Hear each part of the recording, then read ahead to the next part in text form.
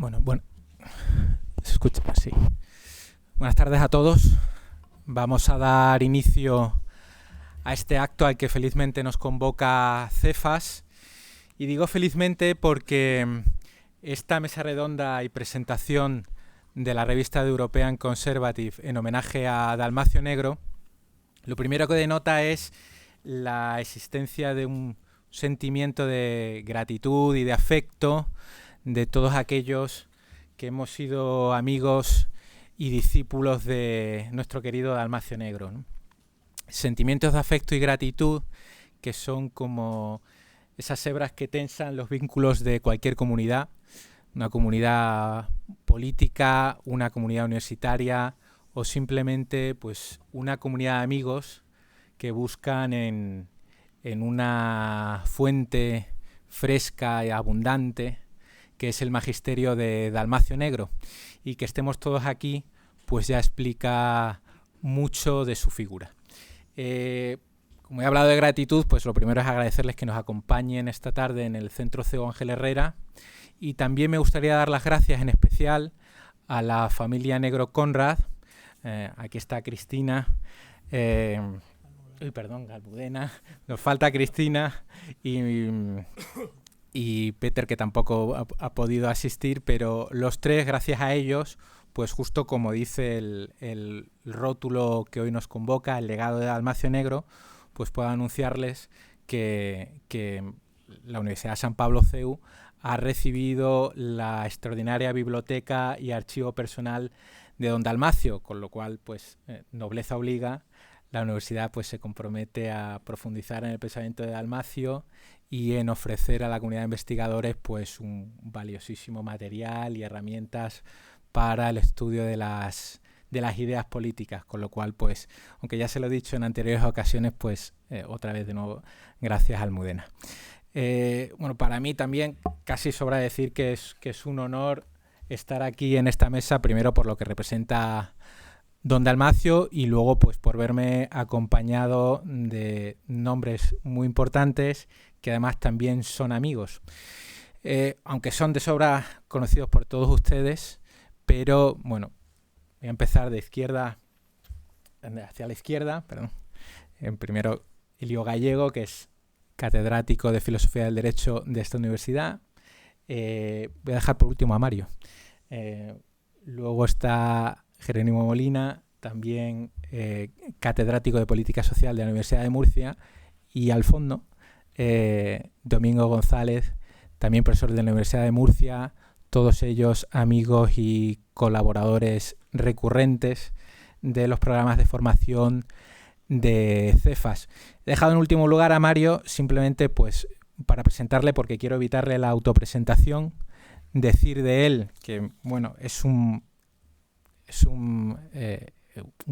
conservador cosmopolita, porque es un yanqui de Vermont, de sangre y carácter boliviano, pero casi naturalizado vienés, y además de la Viena de los Habsburgo, como a él le gusta, ¿no? Su labor con The European Conservative ha sido realmente revolucionaria, porque ha modificado todo el campo cultural y mediático del pensamiento político, no solo del movimiento conservador. Y además reúne pues un grupo de nombres y de voces que se pueden, digamos, incardinar en aquello que Dalmacio Negro llamaba la tradición de la libertad. Pero no, además no solo eso, sino que ustedes cogen la revista y sin duda es un libro más que una revista bello y que hace buen nombre a ese triduo de bien, belleza y libertad. En fin, todos ellos buenos amigos, y aunque a ellos no les gustará escucharlo, son nombres importantes, juristas y pensadores por los que, lo quieran o no, pasa la reacción política y moral española y europea. No crea que exagero lo más mínimo. Es desde este plano, desde lo prepolítico, desde donde se fijan los conceptos, las ideas, si queremos ser más organicistas, a fin de orientar las posiciones políticas.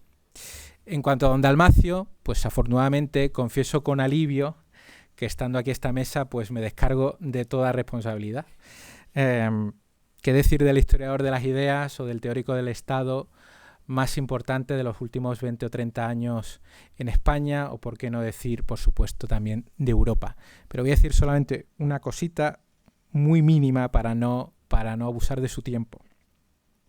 Recientemente leía uno de sus ensayos de la Academia, El fin de la normalidad, publicado en 2014, en el que desde Karl Jaspers nos habla de un nuevo tiempo eje, como las profundas alteraciones en el sistema de ideas vigentes y la reordenación espacial en Europa parecen alumbrar la visión de un nuevo orden.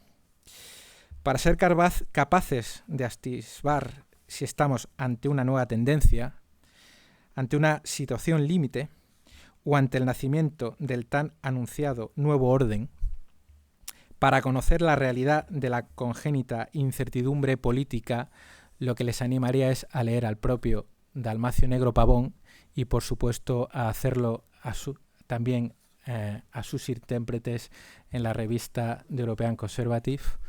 Muchas gracias. Mario, tienes el mando. Gracias, José Antonio. Muy buenas tardes a todos. Y gracias por quitarme la responsabilidad de autopresentarme, José Antonio. Mi nombre completo es Albino Mario Fantini Céspedes, el lado boliviano y el lado italiano, pero me pueden llamar Mario. ¿Okay? He preparado unos comentarios muy breves. Me perdonan si repito algunas de las cosas que ha dicho mi buen amigo José Antonio. Perdón por no coordinar mejor.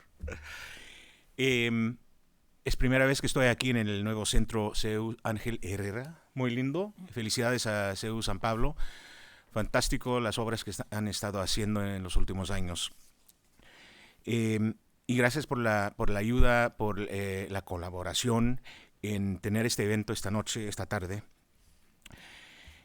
Como dijo José Antonio, este evento tiene dos propósitos. Uno es presentar la edición de invierno del European Conservative. Ahí está, ven la portada que muestra a un intelectual cristiano en la cárcel, que es donde nos están metiendo a todos, especialmente en Inglaterra, si han visto las noticias últimamente. El otro propósito, quizás más importante de este acto, es hablar y rendir homenaje al gran don Dalmacio Negro Pavón. Yo creo que es uno de los pensadores más importantes del siglo XX en España y en Europa. Y no es casualidad que él firmó un documento del 2017 llamado la Declaración de París, que se formuló con la ayuda de Roger Scruton, el filósofo inglés, Rémi Brague, el filósofo francés, y otros, y cuyo propósito era presentar una visión nueva para Europa, porque como creo que todos sabemos en esta aula, Europa no está muy bien, y los países que componen Europa no están muy bien, y se necesita algo nuevo. Y este documento de 2017, que lamentablemente pocos políticos han leído, y si lo han leído no lo han entendido, la visión ofrecida en ese documento es muy importante, y creo que Dalmacio se dio cuenta inmediatamente cuando lo leyó y lo firmó. Era uno de los primeros 30 en firmar ese documento. Esta edición de invierno es importante y relevante porque tiene toda una sección de unas 30 páginas sobre la vida, la obra, el legado de don Dalmacio. Y es una sección que yo quise destacar o resaltar, entonces la pusimos, esa sección únicamente en un papel, como lo dicen, brilloso, de alta calidad.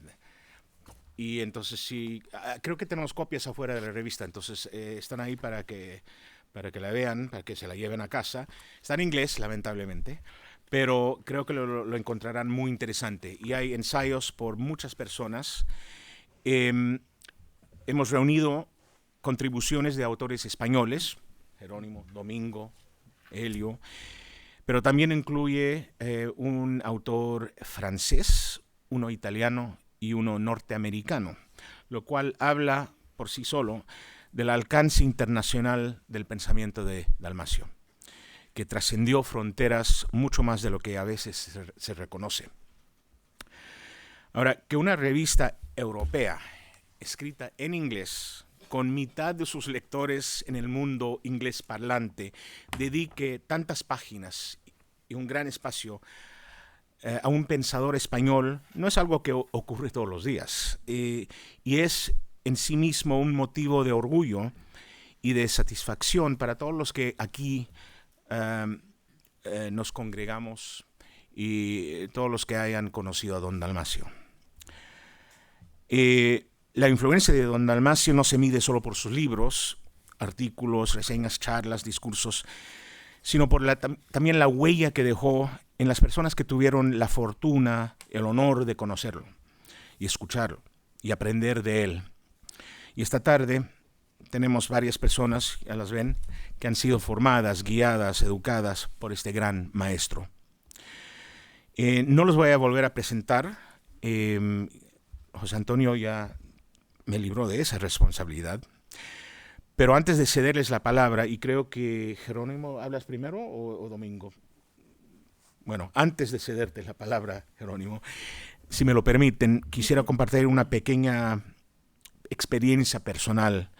Tuve la suerte de conocer a Dalmacio Negro en su casa varias veces, gracias a la generosidad de mi amigo Helio, y realmente me impresionó. Era un hombre de una hospitalidad extraordinaria, siempre con los quesitos, el manchego, la carnecita, el vinito, las largas tertulias. Fue increíble. Y me recibió como si me hubiera conocido toda la vida. En aquellas conversaciones, tertulias en realidad, Dalmacio desplegaba una capacidad poco común. Podía pasar de la historia del pensamiento político medieval a una crítica aguda de la modernidad y todos sus problemas, y lo hacía con una ironía fina, casi traviesa a veces, ¿no? Y que hacía que todo resultase a la vez profundo y ameno. No era el tipo de sabio que hablaba desde un pedestal. Era alguien que pensaba contigo, que te hacía preguntas y que disfrutaba genuinamente del intercambio de ideas, especialmente para un gringo tan curioso como yo. Y me quedo sobre todo con esa imagen, la de un hombre que tomaba en serio las ideas, pero que nunca se tomaba demasiado en serio a sí mismo.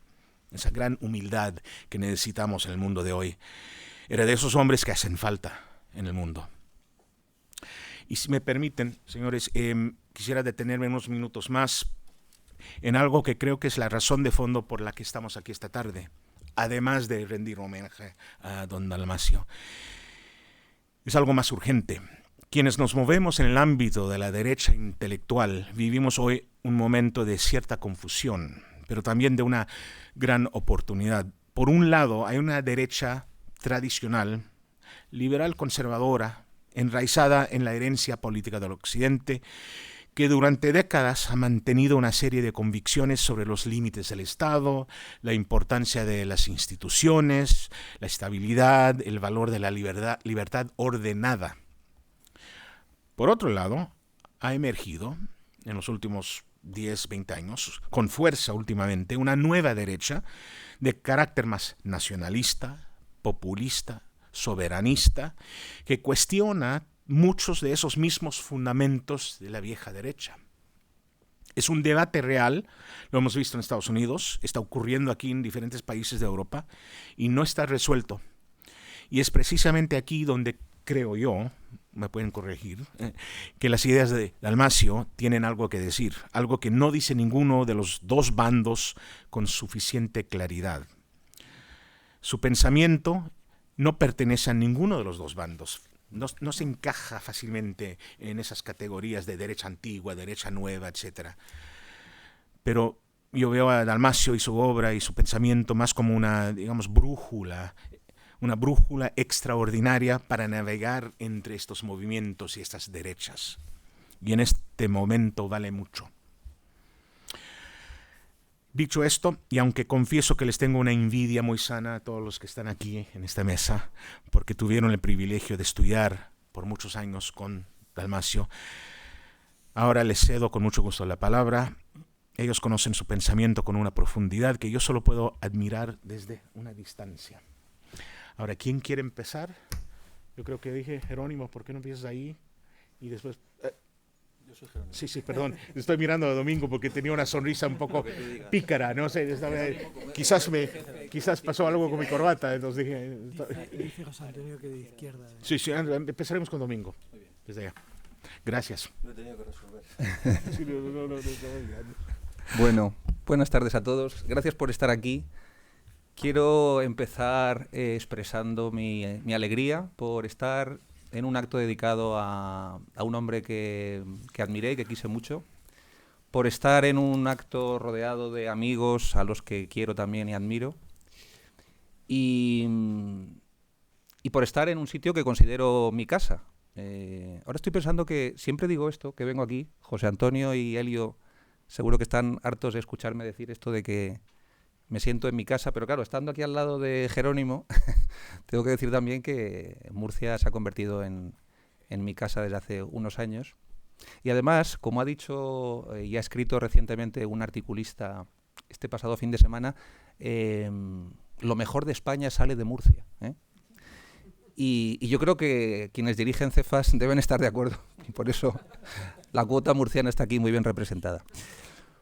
Bueno, también quiero agradecer especialmente a Mario por su trabajo extraordinario en este número especial de la revista magnífica, por lo demás, European Conservative, en la que nos devuelve a un Dalmacio muy vivo, como su pensamiento, con fotografías extraordinarias, magníficas y realmente emocionantes para todos aquellos que lo conocimos ya un poco más mayor. Yo le conocí quizá 15 años antes de morir, 15, 20 años, ver este Dalmacio joven, brioso, como ha dicho Mario, bueno, me parece emocionante realmente. Y nada, solo tengo que agradecer a Mario este trabajo y a todo el equipo de su revista. Me imagino que hay mucha gente que trabaja ahí, porque realmente es un número extraordinario y está a la altura de lo que Dalmacio merece. Bueno, a mí me invitaron generosamente a participar en esta revista. No sé si reúno los méritos para formar parte de este elenco, pero de algún modo lo que quise es resumir las razones de mi acercamiento a Dalmacio y algunos elementos de su pensamiento que creo que son importantes y que en mi caso han sido decisivos, ¿no? Que es lo que podríamos llamar la antropología política de Dalmacio Negro, ¿no? Y que de algún modo podría comenzarse esta cuestión recordando la frase de Madison, que me parece fundamental para entender las relaciones entre la antropología y el pensamiento político. Cuando Madison se interrogaba y decía, ¿qué es el gobierno sino el mayor de los reproches a la naturaleza humana? Bien, esta es una cuestión fundamental. Los pensadores profundos, los pensadores políticos profundos no esquivan esta cuestión, ¿eh? No pasan por encima de ella ni la presuponen, sino que la abordan directamente. Sobre todo porque, como decía Francisco Javier Conde, uno de los primeros maestros de Dalmacio, en una obra extraordinaria que también ha sido reeditada hace unos cuantos años, El hombre animal político, todo orden político siempre está en función de la idea de perfección humana. Por tanto, una determinada idea sobre el hombre se traslada necesariamente al espacio político. Y Dalmacio decía, y escribió en algunas notas a pie de página, que a veces yo he detectado unas cuantas que tienen tanto interés o incluso más de las que se pueden encontrar en el cuerpo del texto. Y en un momento dado dice en una de estas notas una frase que parece que no dice nada, pero que dice mucho, que es: la política es siempre más que la política, al influir en ella los deseos y las pasiones, ¿no? Yo creo que esto, en parte, o sea, la comprensión de esta realidad, de que la política siempre es más que la política, es quizá lo que explique el interés de Dalmacio por un autor al que yo he dedicado mucho tiempo, porque fue el tema de mi tesis doctoral, como saben muchos de los amigos que están aquí reunidos, René Girard, que es el tema del deseo mimético, ¿no? Entonces Dalmacio volvía mucho al tema del deseo mimético para explicar por qué es imposible extirpar ontológicamente el conflicto. Precisamente por esto, porque la política es siempre más que la política y en ella influyen los deseos los deseos miméticos, las pasiones. Y es algo que, por ejemplo, Nicolás Gómez Dávila, en un escolio maravilloso, también quiso resumir diciendo que las ideas que menos influyen en política son las políticas, porque en el fondo las ideas prepolíticas son las que lo determinan todo en política. Y esto, evidentemente, Dalmacio también era plenamente consciente. Claro, esto nos coloca en la posición de entender que la función principal de la política, como insistía muchas veces Dalmacio, es impedir el desorden inherente a la condición pecaminosa del hombre, lo que él llamaba la ibris a causa de su libertad. Entonces él establecía una especie de clasificación de las antropologías políticas de menos a más políticas. Las antropologías menos políticas son las que atribuyen el origen de los conflictos, decía Dalmacio, a la naturaleza, mientras que las antropologías más políticas, más intensamente políticas, son aquellas que atribuyen el origen de los conflictos a la libertad, a una libertad que evidentemente está muy condicionada por el pecado. Claro, establecer una relación entre el pecado y lo político puede parecer un salto ontológico, metafísico, teológico, incluso escatológico, que puede sorprender a más de uno, especialmente en el contexto actual. Pero yo, que estoy leyendo últimamente mucho a Joseph de Maistre por culpa de algunos de los que están aquí sentados, y este próximo sábado tengo una sesión dedicada a los dos grandes contrarrevolucionarios franceses, Joseph de Maistre y Louis de Bonald. Pues claro, de Maistre decía una cosa en relación con el pecado que es muy interesante. Decía, el pecado nos puede parecer absurdo, nos puede parecer misterioso, pero si no tenemos en cuenta el pecado, si no partimos del pecado, entonces es el resto lo que resulta absurdo y misterioso y no tiene ninguna explicación. Por eso de Maistre decía, el pecado, aquello que lo explica todo, aquello sin lo cual nada se explica. Y esto Dalmacio lo tenía muy en cuenta, y además esta referencia antropológica la utilizaba incluso a la hora de explicar la ley de hierro o la oligarquía, cuando decía que la teología explica mejor la tendencia a la oligarquía por causa del pecado, mucho más que la sociología y la psicología, cuyas razones, decía él, son meramente circunstanciales o complementarias. La teología explica mucho mejor la oligarquía por la tendencia del hombre al pecado. Bien, esto es fundamental. Entonces, también explica muchas otras cosas. Por ejemplo, cuando Dalmacio dice, el gran pensamiento político suele aparecer cuando las cosas van francamente mal. Es ahí cuando aflora las verdades del siglo, afloran las verdades fundamentales de lo político, cuando las cosas van verdaderamente mal.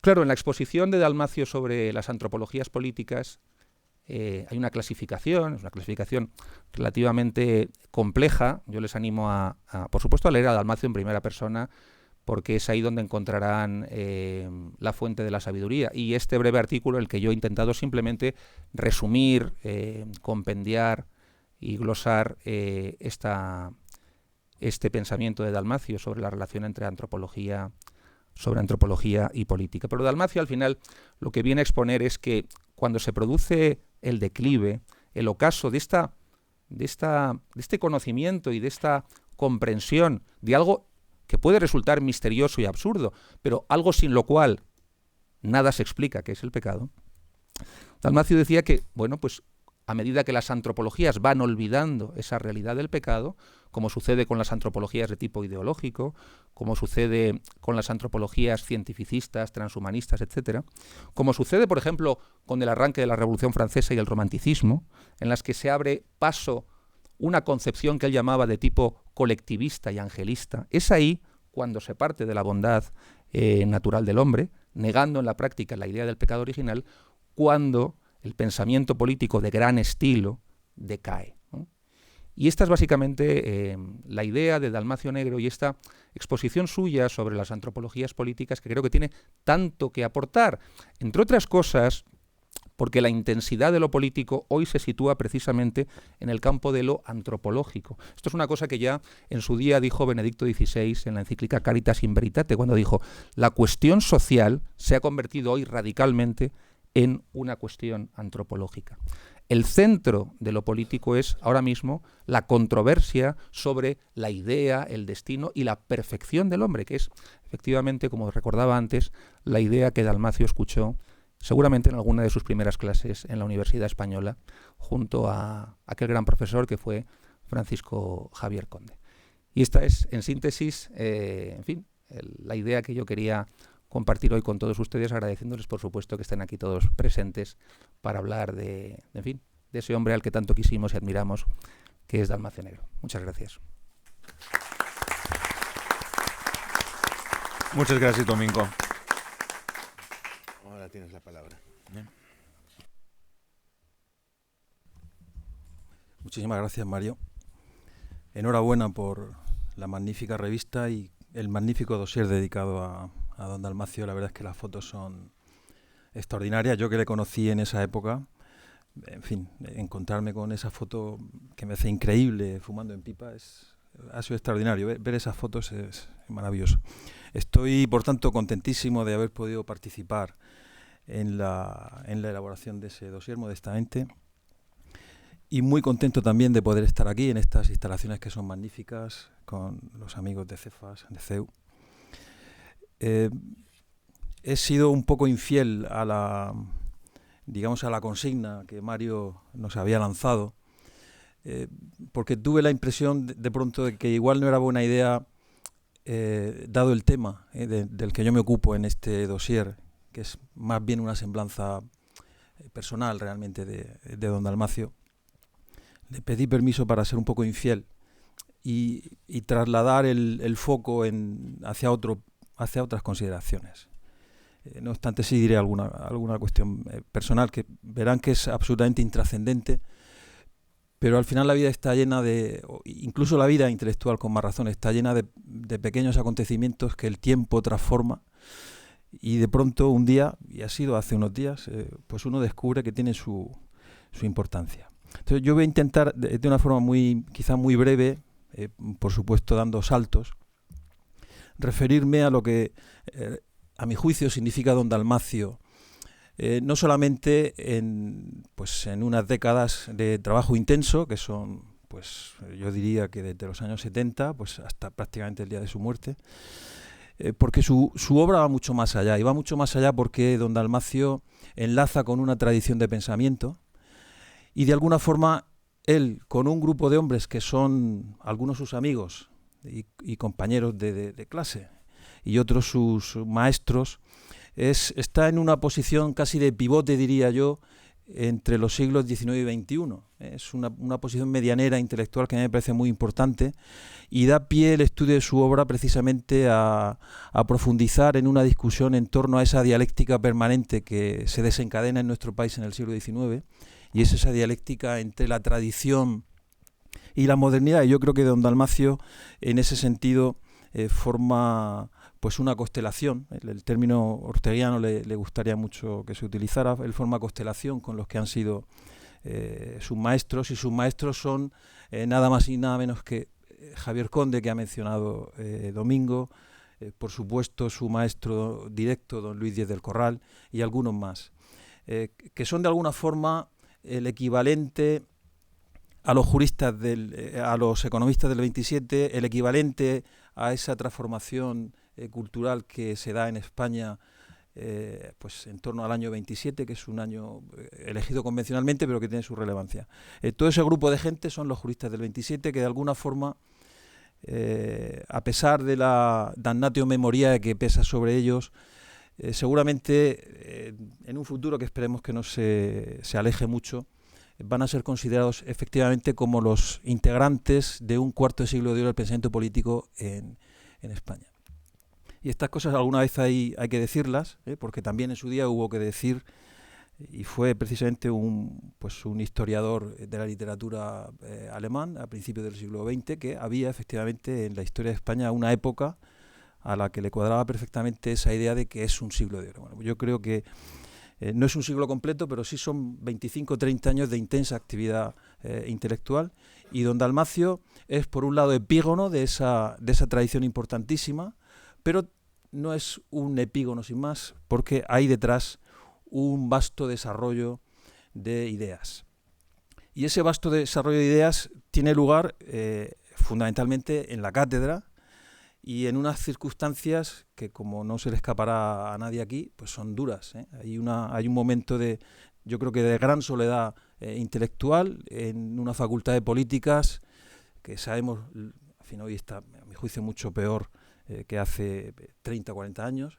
Pero la situación de un profesor con la impronta liberal de don Dalmacio en una facultad de ciencias políticas que yo pienso que acelera de pronto ese proceso de descomposición intelectual desde mediados de los años 80, no debía ser una situación sencilla. Yo creo que en ese sentido debía sentir una cierta sensación de soledad intelectual.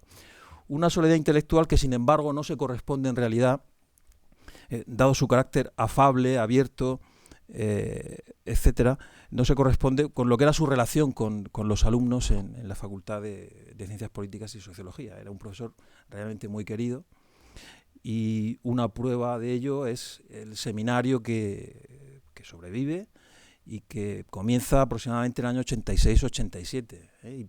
Y es curioso cómo al mismo tiempo que el profesor se sentía de alguna forma solo intelectualmente en esa facultad, pero se sentía acompañado por un grupo de gente joven que cada año se renovaba. Y yo creo que ahí en el fondo, en Dalmacio, esa vis docente de querer enseñar, incluso de una manera inconsciente.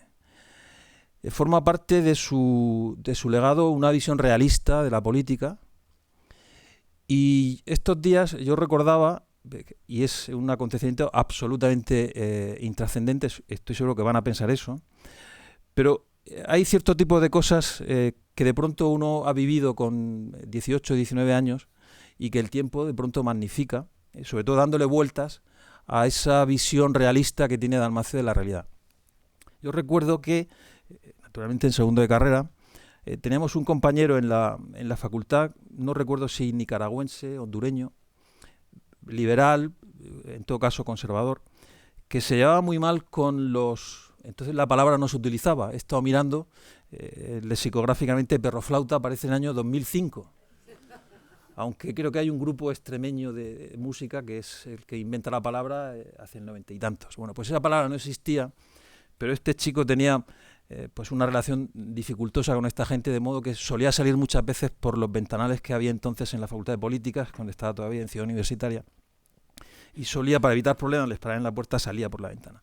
Y yo recuerdo que este chico un día, pues debía ser un día nublado, aunque había ventanales y había una iluminación, al fondo don Dalmacio pues fumando, o sea, el humo y tal, y de pronto oímos que alguien del fondo pregunta: profesor, ¿puede usted dar la luz?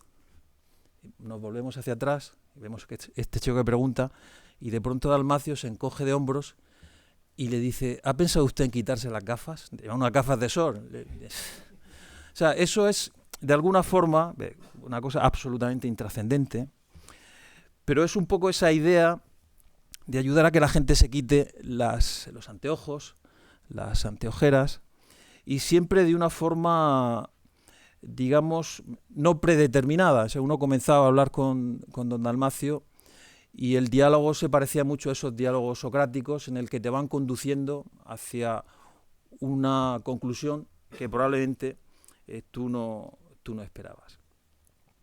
Bueno, pues ese don Dalmacio realista yo creo que no estaba a priori predestinado a desarrollar esa carrera, sobre todo si uno estudia su extensísima bibliografía, sus trabajos de los años 70, los de los 60, pues reseñas y textos de sociología, que es una disciplina que siempre le interesó, aunque despotricaba extraordinariamente contra la sociología, pero realmente le interesaba mucho esa disciplina.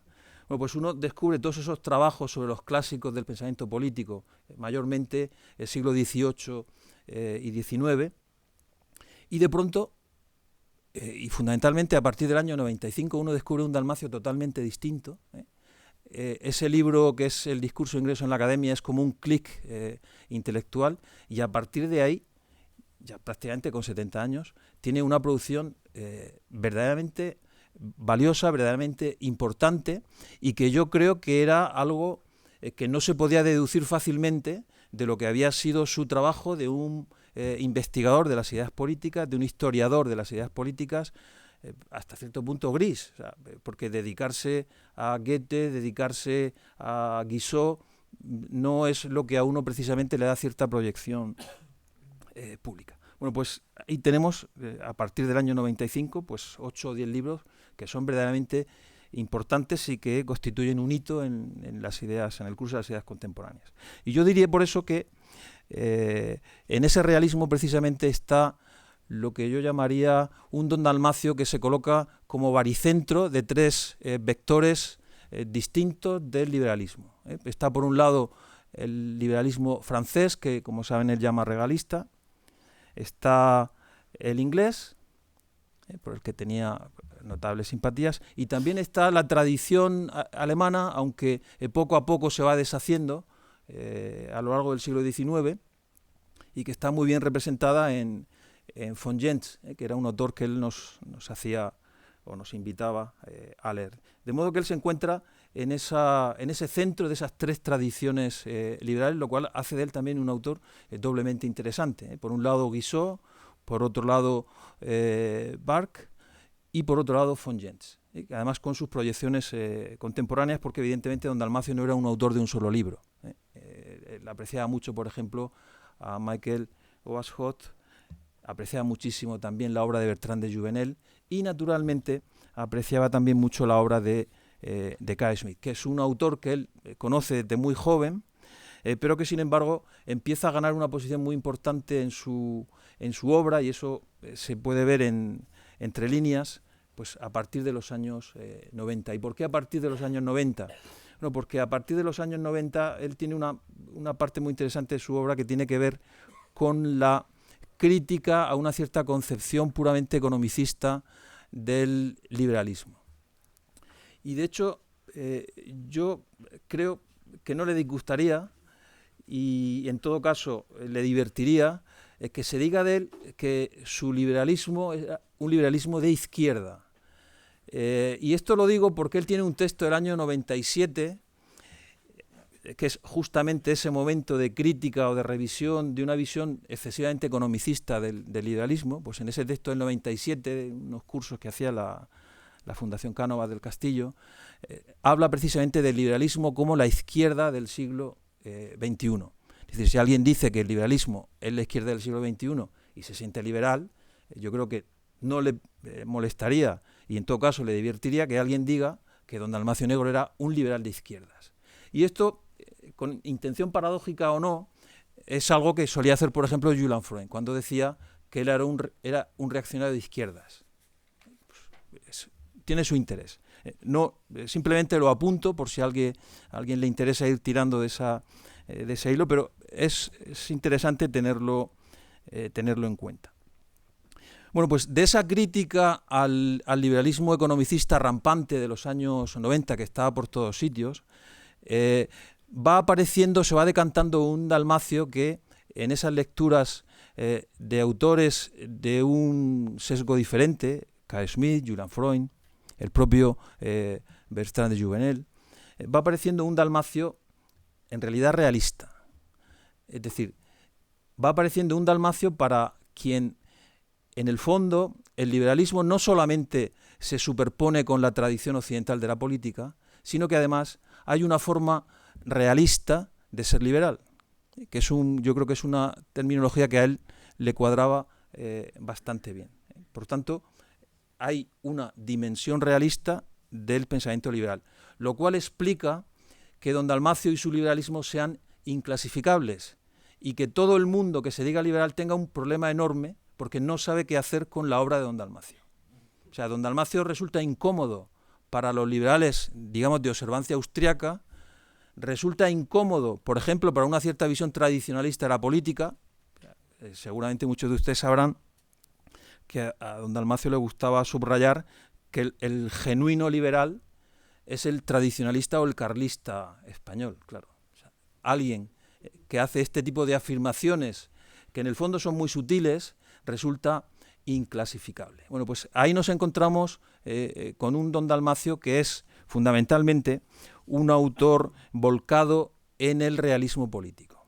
Es verdad que hay en don Dalmacio, sobre todo en sus contribuciones pues en la prensa diaria, semanal, digital, sobre todo en los últimos años, pues hay tomas de posición, en el fondo subjetivas, y quizá se podría equivocar también, pero hay posiciones subjetivas sobre cuestiones muy concretas. Pero yo creo que lo sustantivo como pensador realista es justamente encontrar en él el punto de lo que podríamos llamar con Carl Schmitt los conceptos. Él es un autor al que le preocupa mucho el concepto. Y no solamente es un realista, sino que yo diría que da un paso más allá. Yo creo que hay en su obra también una vocación de pues desarrollar una suerte de metapolítica, es decir, el descubrimiento de ciertas regularidades de lo político. Y insisto, lo interesante de esa trayectoria de un profesor que es historiador de las ideas, que se dedica a autores del siglo XIX, muchos de ellos desconocidos, que hace una crítica, una revisión muy personal del liberalismo economicista de los años 90 y que finalmente, en mi opinión, se concentra también en lo que podríamos llamar la metapolítica. Y forma parte de esa visión de la metapolítica precisamente un asunto que ha mencionado Domingo hace un momento, que es el tema de la ley de hierro de las oligarquías. Realmente la ley de hierro de las oligarquías es una constante, es una regularidad, como diría Emilio, que es otro autor que a él le interesaba mucho. Y el libro que conocerán, La ley de hierro de las oligarquías, no es simplemente un libro aislado en el que de pronto el autor cambia de tercio y va a ver qué encuentra en ese terreno. Mirando con con alguna atención en la obra de don Dalmacio, uno descubre que ese tema de las oligarquías está presente en otra obra. Y de hecho yo creo que se podrían mencionar 3 o 4 textos suyos muy importantes para, digamos, aquilatar bien lo que piensa don Dalmacio acerca de las oligarquías. Pero fundamentalmente yo me remitiría a este librito, a este ensayo, La ley de las oligarquías, y al texto de una extraordinaria profundidad que dedica a don Antonio Maura. Son 2 textos absolutamente complementarios. En uno desarrolla la idea de que siempre hay una oligarquía, y no solo siempre hay una oligarquía, sino que no hay por qué alarmarse ni escandalizarse. Es así. ¿Cuál es, por tanto, el problema de la política? Pues que esa ley férrea de la oligarquía resulte funcional, que cause el menos perjuicio posible, que se renueve o que circule de una forma razonable. Tanta es la importancia que don Dalmacio atribuye a la oligarquía, que para él probablemente es uno de los problemas políticos número 1, muchísimo más importante que el problema de una constitución. El problema de una constitución es absolutamente secundario. Si la élite es una élite corrompida absolutamente, la mejor constitución del mundo va a tardar también pues una década en hundirse. En eso estaba muy de acuerdo por ejemplo, con Gonzalo Fernández de la Mora. Una mala constitución, pero una élite con un mínimo sentido del decoro público puede ser perfectamente viable. Al revés, es algo mucho más discutible. Y en el libro que mencionaba también, en el texto dedicado a Antonio Maura, ahí lo que se puede ver es una tipología del hombre de acción. Ahí está el político, que es absolutamente presentista y que utiliza el pasado precisamente para amedrar, y frente a esa idea del político está lo que don Dalmacio llama el hombre de Estado, que es el que piensa siempre a largo plazo.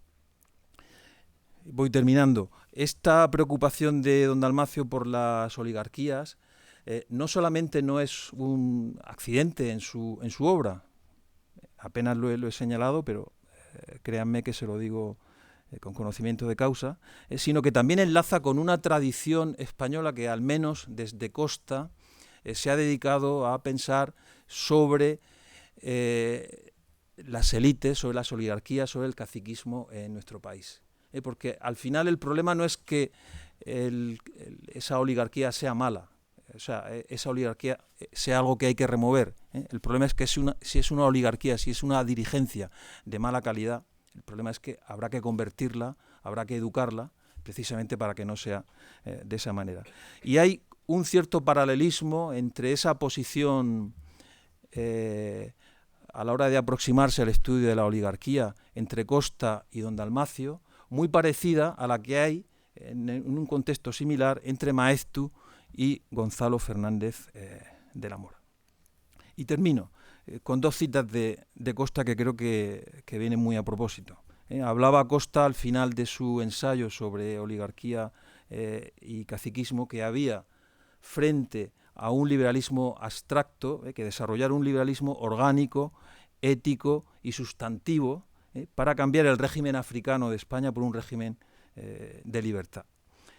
Y por una razón fundamental, por una razón perentoria, dice Costa, que yo creo que vale también para nosotros, porque somos viejos, habla de la nación, somos una nación vieja, porque necesitamos dar esperanza y porque no podemos esperar evoluciones lentas. Y en ese sentido yo creo que volver a la obra de don Dalmacio es un estímulo magnífico. Muchas gracias. Muchas gracias, Jerónimo. Qué gran recorrido de intelectuales y nombres. Vamos a regresar a algunos de esos. Elio, tu turno. Gracias. Muchas gracias, Mario. De las pocas cosas a las que yo he aprendido gracias a tener el pelo blanco, una de ellas es esta, que cuando hacemos el mal no llegamos a saber el mal que hacemos. Y la ley al reverso es que cuando hacemos el bien no llegamos a saber hasta el final el bien que hacemos. Las dos cosas. Esto lo digo porque cuando yo llevé a Mario a conocer a don Dalmacio no sabía el bien que hacía. Pero después uno ve cómo las cosas son fecundas, el bien fructifica, ese encuentro fue providencial y gracias a eso pues disfrutamos de esta tarde, de ese magnífico número de la revista de European Conservative y todo lo que ello conlleva, digamos, en la identificación que desde entonces, el entusiasmo que Mario desde ese momento, soy testigo, ha manifestado por la obra de don Dalmacio y por la persona de don Dalmacio. Lo cual uno ciertamente no sabe cuando hace el bien, todo el bien que hace. Y esto no es más que lo que se ve, que seguro que lo que no se ve es siempre más profundo y mucho más fecundo. Y en este sentido, esto cabría aplicárselo con más motivo al propio Dalmacio, Dalmacio Negro. Dalmacio Negro no sabe, ahora ya sí, seguro que ahora ya sí, pero en vida seguro que no supo todo el bien que hacía cuando hizo todo el bien que hizo. Esto es muy importante, porque además los que estamos en el mundo académico, cuando hacemos alguna cosa bien, no sabemos todo el bien que hacemos. Pero en el caso de Dalmacio, que hizo muchas cosas bien, en el orden del pensamiento, pero no solo en el orden de la vida, ahora podemos nosotros ir viendo que en aquel bien que hacía don Dalmacio, todo el bien que había. Lo vamos viendo. Y con el tiempo seguramente se verá más. Yo simplemente voy a trazar a bosquejar algunos aspectos o líneas o vectores de lo que yo considero y aprendí con don Dalmacio, de su pensamiento político. Me abstendré, por supuesto, de entrar en la provocación del Dalmacio liberal de izquierdas que acaba de hacer Jerónimo Molina, pero queda ahí, yo ya me lo he apuntado. Y empezaré a decir algunas cosas. Primero, Dalmacio Negro, pensador del orden. Para don Dalmacio el concepto de orden era un concepto fuerte, era un concepto poderoso. era un concepto de raigambre metafísica, cuando no teológica. Era un concepto omniabarcante, que por supuesto incluye el orden histórico, el orden de la libertad. Aquí me viene a la memoria la idea de Vogelin, cuando dice que el orden de la historia se corresponde con la historia del orden. O sea, en este sentido, Dalmacio es un pensador del orden en sentido fuerte. Yo creo que esto es lo primero que hay que marcar. Naturalmente, decir pensador del orden en un sentido fuerte ya también nos podría venir a la memoria esa famosa cita de Oxford que don Dalmacio citaba con cierta frecuencia: de frente a la tradición de la razón y la naturaleza se ha erguido con la modernidad la de la voluntad y el artificio. Es decir, como un orden ha sido sustituido por un artificio de orden, o un orden artificial. Es un pensador de la libertad, sin duda. No voy a explicitar toda la profundidad del cristiano que está aquí, que se halla en esta concepción de la libertad, esta idea del orden que don Dalmacio siempre sustentó, evidentemente es lo más alejado del determinismo, del mecanicismo, y en ese sentido toda la lucha de don Dalmacio en contra de todo este modo de pensar mecanicista, inorgánico, artificialista, ¿no? La idea de cómo el artificialismo, si podemos utilizar esta expresión, digamos, carcome los pueblos y las sociedades. Es un pensador europeo. Y es curioso porque pocas personas tan castizas como don Dalmacio, tan españolas, pero era un pensador europeo. Era un pensador europeo en un orden, yo diría que ya insustituible, porque todos los que hemos compartido años de seminario con él sabíamos que oteaba todo lo que se publicaba en el ámbito europeo en las lenguas fundamentales, digamos, que conforman nuestra cultura y nuestra civilización. Claro, uno se maneja con parámetros muy pequeñitos, pero no era el caso de don Dalmacio, que tenía una panorámica extraordinaria, pero más allá de eso, él se había formado con innumerables traducciones de los grandes pensadores europeos, ¿no? Prácticamente pocos grandes autores del pensamiento europeo no habían sido estudiados y traducidos por don Dalmacio. Claro, eso te da un bagaje y un carácter, digamos, de horizonte extraordinario. Me permito contaros que yo una vez le pregunté, digamos, en este horizonte tan amplio de su pensamiento, de su mirada, en cuanto a la tradición europea en su conjunto, yo le pregunté ¿cuál más le ha influido? Él no dudó, me dijo, el pensamiento alemán. El pensamiento alemán. Es un pensador que yo me atrevo a decir que es un pensador entrañable. Y aquí a la palabra entrañable, por favor, podéis pensar en todos los sentidos que la palabra evoca y se la aplican perfectamente a Dalmacio Negro. Entrañable. Era un pensador entrañable.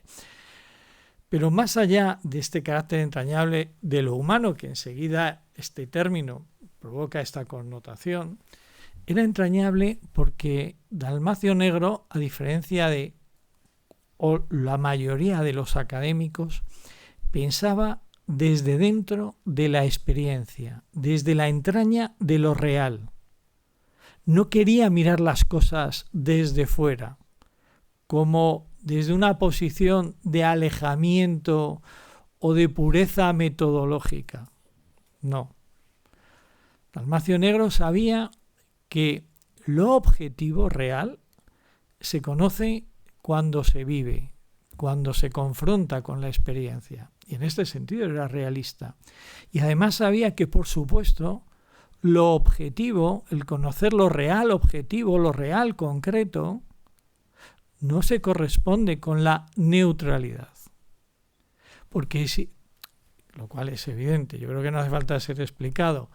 Si uno ve que hay un mayor que está agrediendo a un niño, lo objetivo no es ser neutral, sino entrar en la pelea, evidentemente. Dalmacio, en este sentido, no es un pensador neutral, todo lo contrario.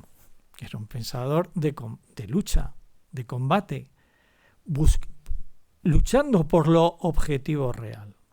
Por lo objetivo real, ¿frente a qué? Todos lo sabemos. Frente a la mentira, pero frente a las ideologías. Fundamentalmente frente a las ideologías. En este sentido, esta dimensión también de pensador entrañable hacía de él un pensador entrañado en la historia. Su modo de pensar era un modo de pensar histórico, aunque no historicista, pero sí extraordinariamente histórico. Comparto con lo que ha dicho el profesor Jerónimo Molina de que hay un punto de inflexión en la tradición liberal y el Estado. Es curioso que hayáis hablado tampoco del Estado, los que me habéis precedido en el uso de la palabra, porque ciertamente fue una de las cuestiones. ¿Por qué? Porque en esta posición entrañable de su pensar político, él naturalmente era combativo con el totalitarismo. Yo creo que en esto no descubrimos nada, ¿no? Contra el pensamiento totalitario, contra el pensamiento utópico, que desconoce lo real humano.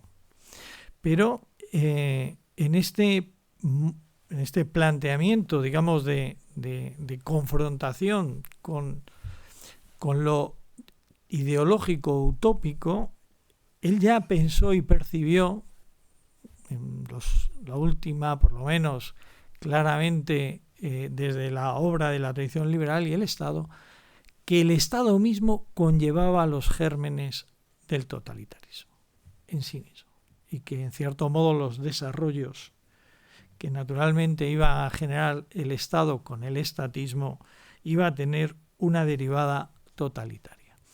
En este sentido, él veía en la socialdemocracia, como yo creo que casi todos los que habían leído a Dalmacio saben, como una forma la forma quizá más perfecta y depurada del totalitarismo, de ese totalitarismo blando, pero infinitamente destructor o más destructor que los totalitarismos de viejo uso, de viejo estilo, propios de la primera mitad del 20.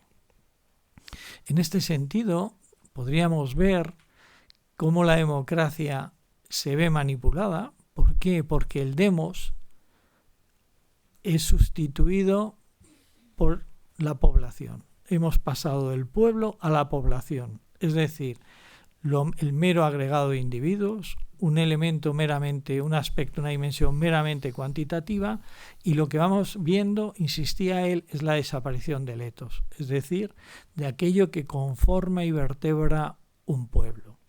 De tal manera que de la democracia, con esta desaparición del demos, del verdadero pueblo, y por lo tanto también de lo público y de la libertad política, se va pasando a la demagogia de esas oligarquías perversas, y estamos entrando en una etapa final que sería la demofagia. Es decir, como las ideologías y el Estado, a través de las primeras, va consumiendo y devorando al propio pueblo, al que esas oligarquías debían atenerse y debían comprometerse en buscar su bien. No sorprendo, porque todos lo sabemos, que él era muy crítico con el régimen del 78. Evidentemente, él veía que en este sentido había un fracaso. No había, desde el realismo, no habíamos sabido articular la selección de de esa minoría dirigente. en este sentido, la partitocracia, había impuesto un modelo perverso e inverso de selección de la clase dirigente. Finalmente, me ha resultado muy interesante que hablásemos del problema del mal.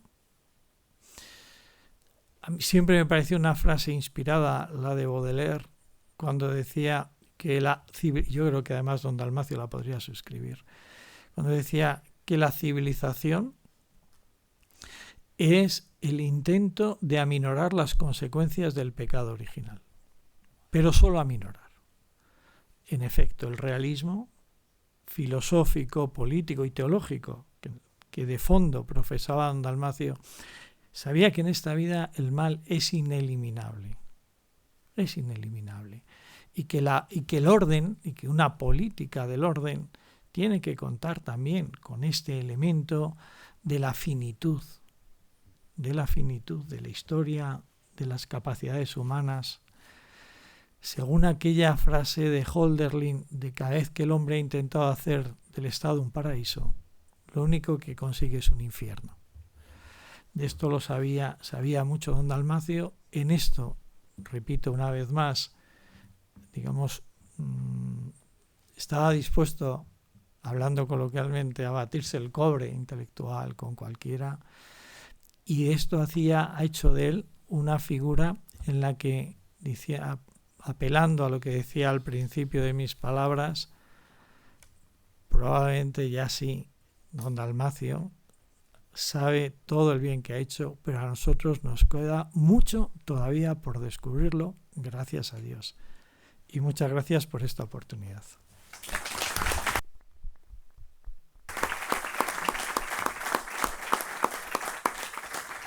Muchas gracias, Elio. Pues me arrepiento ser el moderador, porque hay tantas preguntas que se me ocurren. Podríamos hablar de la antropología y la falta de una antropología del hombre, especialmente por parte de los políticos o conservadores. Podríamos hablar de tantos intelectuales que has mencionado, Jerónimo, incluso Schmitt, que me fascina. Pero yo quiero, teniendo la cruz de fondo ahí, quisiera hablar del tema de la religión y su relación con el mundo político. Porque yo que he leído muy poco de Dalmacio y estoy tratando de ponerme al día, porque hay tanto que leer, al principio yo no lo veía como pensador religioso. Yo pensé que era más liberal conservador, como Curro Contreras o algo así. Pero más y más que leo los ensayos y diferentes libros de don Dalmacio, veo muchas referencias a Dios. Y eso me sorprendió. Entonces quisiera que cada uno de ustedes, incluso tú, José Antonio, si quieres, hable un poco de la relación entre la religión y el mundo político en el mundo, desde un punto de vista dalmaciano. ¿Me hago entender? Entonces quisiera entender un poco más. ¿Ustedes creen que con unos años más él hubiera terminado como uno de estos neo-integralistas como Denis, Vermeulen, Papen? ¿O creen que nada que ver, que nunca hubiera llegado a ese punto y que hubiera mantenido algo más estilo norteamericano, donde se combina un poco de religión pública, cívica, y el Estado es otra cosa? ¿Cómo lo ven? Empezando con Domingo, por favor. Bueno, es verdad lo que decía Elio en su intervención, que hemos pasado un poco de puntillas de uno de los temas capitales de la obra de Dalmacio, hasta el punto de que se puede decir que Dalmacio, si quisiéramos escoger una fórmula evidentemente reduccionista, pero si quisiéramos escoger una, si tuviéramos que definirlo, Dalmacio es una especie de biógrafo del Estado. Eso es indudable. Es decir, él ha estudiado las formas del Estado, se ha preocupado por entender la naturaleza del Estado. En fin, digamos que el Estado ha sido uno de los temas capitales, por no decir el gran tema en su obra. Claro, lógicamente el Estado tiene una relación con el declive de la religión, en la medida en que el Estado es una forma política que aspira a usurpar el lugar de Dios en la sociedad. El Estado, él repetía muchas veces la frase de Ferdinand Lassalle, ¿no? El Estado es Dios, ¿no? Por ahí hay una pista. Indudablemente, Dalmacio, en obras como Lo que Europa debe al cristianismo, explora la influencia de las ideas cristianas en la historia de Occidente, influencia que evidentemente es decisiva y que él desarrolló no solamente en su origen, sino en sus ulteriores modificaciones, transformaciones, recordando mucho la frase famosa de Chesterton: el mundo moderno está lleno de ideas cristianas que se han vuelto locas. Pues en la obra de Dalmacio entendemos cómo se han vuelto locas esas ideas, ¿no? Y por tanto eso es una dimensión fundamental de la obra de Dalmacio. Otra que me parece también colateralmente vinculada a esta de el declive de la religión y la visión del futuro de Dalmacio, y que de algún modo René Girard también utilizó en su momento. Pero Girard dijo en un momento dado que es una frase que recupera mucho Éric Zemmour, no sé si ustedes conocen a este político francés, pero él se fijó mucho en esa frase de Girard, que decía que, algo así como, en paráfrasis, la Europa del futuro, la Europa del presente y del futuro tendrá mucho más que ver con las cruzadas que con la cuestión social y la revolución industrial. Bueno, pues Dalmacio dice en Lo que Europa debe al cristianismo, dice: a partir de Poitiers, la famosa batalla de Poitiers, Europa empezó a ser consciente de su identidad, y bien podría ocurrir ahora algo parecido. Algo parecido. Es decir, yo creo que era muy consciente de que la intensidad de lo político hoy se encuentra, lo mencionaba antes, en lo antropológico y en lo civilizatorio. En ese sentido hay una especie de desplazamiento. Todos sabemos que en el siglo XIX la cuestión social era la cuestión central. Jerónimo ha estudiado mucho este tema, el surgimiento de la política social. En el fondo es una respuesta al hecho de que lo político se intensifica en el campo, vamos a decir, de conflictividad mayor, que es el mundo del trabajo, ¿no? El mundo del trabajo como consecuencia de las transformaciones aceleradísimas y profundas de la revolución industrial. Pero bueno, se va produciendo un desplazamiento en la medida en que se ha neutralizado ese foco de conflicto con los estados sociales, estados del bienestar, etcétera, que tienen mucho de estados providencia, o sea, que van en la misma línea de lo que decía Pierre Rosanvallon, ¿no? Es decir, que el estado protector, el estado que nace originariamente como respuesta a la obsesión por la seguridad y el miedo por las guerras de religión, se va transformando progresivamente en estado providencia y busca reemplazar la incertidumbre de la providencia religiosa por la certeza de la providencia estatal, de la seguridad social, etc. Yo creo que Dalmacio en este sentido era muy consciente de que hoy en día, y se está viendo, tú mencionabas, Mario, ese tipo de debates que están surgiendo en el seno de las nuevas derechas, ¿no? Yo creo que era muy consciente de que el centro de ese debate es la cuestión de la civilización y del porvenir de nuestra civilización y de la identidad de esta civilización. Y yo creo que por ahí podríamos comentar algo más. No sé qué pensarán mis amigos. La pregunta que ha lanzado Mario, no sé si la tenías preparada o no, porque si no la tenías preparada tiene más delito, porque realmente es una pregunta muy importante. Yo quizás hasta hace poco no era consciente de la importancia que tiene esa pregunta de cómo funciona lo político y lo religioso, digamos, en la economía del pensamiento de don Dalmacio. Y yo creo que al final se plantea la siguiente disyuntiva. Yo tengo claro cuál es mi posición, mi opinión, claro. O sea, evidentemente don Dalmacio ha sido un hombre católico, eso está fuera de duda. La cuestión que realmente plantea Mario es ya no es si don Dalmacio es un católico que es escritor político, que es lo que yo pienso, sino si don Dalmacio ha sido un escritor político católico, que es algo distinto. Yo creo que don Dalmacio ha sido un católico y además un escritor político, realista, interesado por el liberalismo y demás, porque quizá el punto está en el interés que él ha tenido siempre por la teología, que es otra cosa distinta a manifestar, no se me ocurre de pronto otra palabra, es una palabra imprecisa, a manifestar un cierto confesionalismo en lo que sería su obra, sus ensayos, sus estudios y demás. O sea, en ese sentido, y para decirlo de esta forma coloquial, don Dalmacio no es un escritor político confesional. O sea, yo creo que en última instancia, creo que don Dalmacio, si, como con él alguna vez lo he comentado y con otros amigos, si hay que elegir entre el Estado y la Iglesia, yo tengo la impresión de que como escritor político se decantaría fundamentalmente por el Estado, en ese sentido de que no es un autor confesional. Y eso no quiere decir que no tenga en su obra una importancia extraordinaria sus preocupaciones y sus lecturas teológicas. ¿Esto qué quiere decir? Pues que hay una veta teológico-política muy notable en don Dalmacio, pero desde mi punto de vista no es un escritor confesional.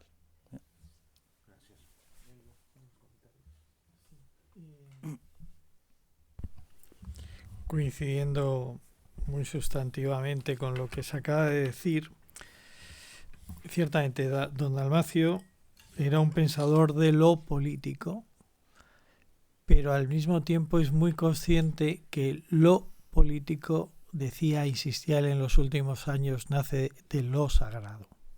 Esta es una idea de don Dalmacio bastante recurrente en los últimos años. En este sentido también yo creo que probablemente hay en él un elemento de evolución. Ciertamente cuando uno va madurando y llegando a ciertas edades se vuelve más teológico inevitablemente. Pero un poco en la línea que decía Jerónimo Molina, es verdad que en el pensamiento del político y de lo político que tenía don Dalmacio, no cabe ver como un apósito que digas confesional o católico que se añade al pensamiento de, bueno, digamos, que etiquete su modo de pensar como un modo de pensar así católico. No existe eso. De tal manera que lo católico en el profesor Dalmacio Negro hay que hallarlo en lo profundo. Yo antes hablaba del profesor del pensamiento y de la persona de don Dalmacio en términos de entrañabilidad, de que es un pensador entrañable y su pensamiento es entrañable. Y en ese sentido hay que ir como a la entraña de su modo de pensar para encontrar lo teológico. Y aquí lo teológico no es una dimensión más de lo real, sino que es la profundidad de lo real. Esto está presente, presentísimo en la obra y en el pensamiento de don Dalmacio. Lo teológico es la profundidad de lo real, no un elemento más, no un aspecto, ni siquiera el más importante, sino la profundidad de las cosas. En este sentido, a él le gustaba recordar la frase de Hegel de que la historia tiene forma de cruz.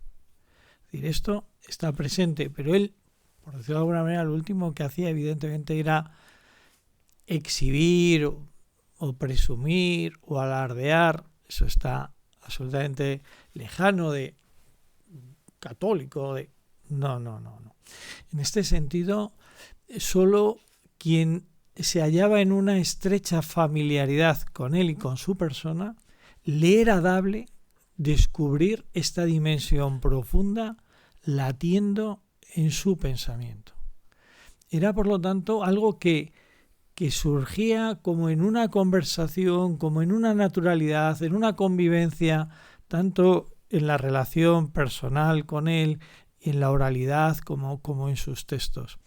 Evidentemente, también, insisto, en la parte de sus textos, cada vez, digamos, más claramente en sus últimos escritos. Gracias.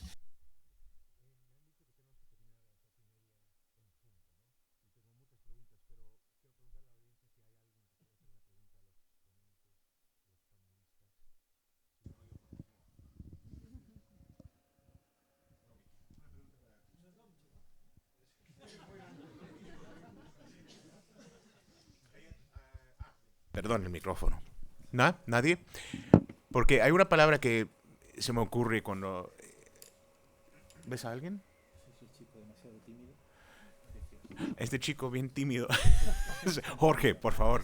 Al principio alguien ha hablado de las críticas al régimen del 78 y misteriosamente nadie ha vuelto a ese tema. Ok, No sé si podemos alguien regresar. quiere tocar. A ver, plantea la pregunta entonces. No, bueno, esa es la pregunta, las críticas al régimen del 78. ¿Alguien quiere contestar al joven tímido? Bueno, me temo que fui yo. Que simplemente... vamos a ver. Así en un ataque de honestidad. Yo creo que el pensamiento de Dalmacio Negro es un pensamiento rico, poliédrico, y por lo tanto hasta cabe las interpretaciones que ha hecho el profesor Jerónimo Molina.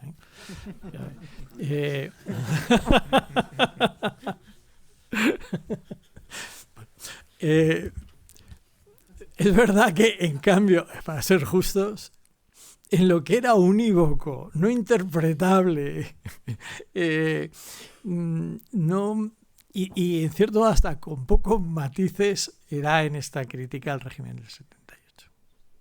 Eso es así. Bueno, todos los que le hemos leído y le hemos conocido, lo tenía muy claro, muy claro, y diría que desde el principio, ¿no? En este sentido que no hemos incidido mucho, porque el profesor Dalmacio Negro, es mi opinión, lo mejor del pensamiento de Dalmacio Negro es su reflexión sobre lo político, más que sobre la política, siendo conscientes, como somos todos los que estamos aquí, que cabe distinguir lo político y la política como él lo hacía, pero no separarlo. O sea, no, evidentemente, lo político y la política van juntos. Uno es una dimensión más permanente y profunda del orden, y otro es pues, lo coyuntural, lo accidental, etcétera. Pero en este sentido, en cuanto a la política, en esto sentía claro. Me permito, solo una cosa, también retomando lo anterior respecto del Estado, el totalitarismo. O sea, el totalitarismo en el pensamiento de don Dalmacio, pero no solo, en general en muchos autores, es justamente el intento de confundir potestas y autoritas, dando, por supuesto, sabiendo muchos de los presentes lo sabéis, que la autoritas, por definición, es autoritas sagrada, cosa que no le corresponde a la potestas.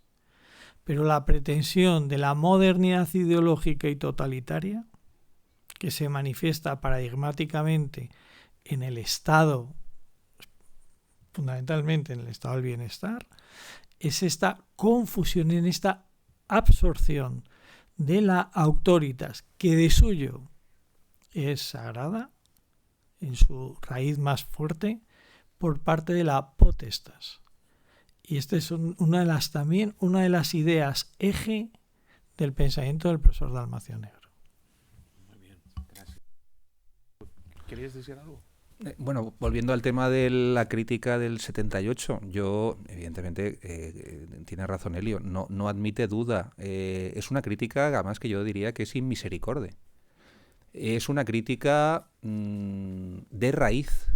No es una crítica sobre los defectos o sobre las evoluciones indeseadas, no es una crítica de raíz. Es una crítica que está muy presente, además es explícita en el librito, por otro lado magnífico, el Estado en España, ¿no? Y al final allí se ve claramente, o sea, quiero decir, no admite dudas, quiero decir, ahí, por mucho liberalismo de izquierdas que uno se ponga, ahí no hay nada que sacar, o sea... Y por ponerle un poquito de sentido del humor a esta controversia, otro que dice que soy un reaccionario de la izquierda, tú lo sabes, Jerónimo, creo que es Woody Allen, ¿no? Lo dice en Annie Hall, que ahí quiere ligar con una chica, ¿no? Y entonces dice, bueno, quiere contar un chiste porque va a contar un chiste, es un humorista profesional, ¿no? Entonces quiere ligar con ella y dice, bueno, a ti te gustan mucho pues los carteles de los 60, todos los tópicos de la izquierda. Y dice, bueno, yo soy un reaccionario, pero de la izquierda, dice él. O sea, que no solamente Julian Freud, sino que también Woody Allen. Pero vamos, sí, no creo que haya dudas sobre la posición de Dalmacio. La posición, en este caso, pero bien armada de conceptos, de la crítica al régimen del 78. Nos queda 2 minutos, se han salvado, porque tenía una pregunta muy difícil sobre qué hacer con las élites corrompidas de hoy. Creo que alguien mencionó, tú dijiste algo, pero es el desafío para todos, no solamente nosotros norteamericanos, pero también aquí en Europa. Bueno, yo creo que tenemos que concluir. Por favor, una ronda de aplausos para los ponentes. Muchas gracias. Y les invitamos que se queden para un pequeño brindis aquí afuera. Gracias. Que compren libros y se ven en la revista. ¿Perdón? Que compren libros y se ven en la revista. Ah, ok. Lo anuncio. Pueden comprar también el libro ahí afuera, varios libros. Libros, revistas.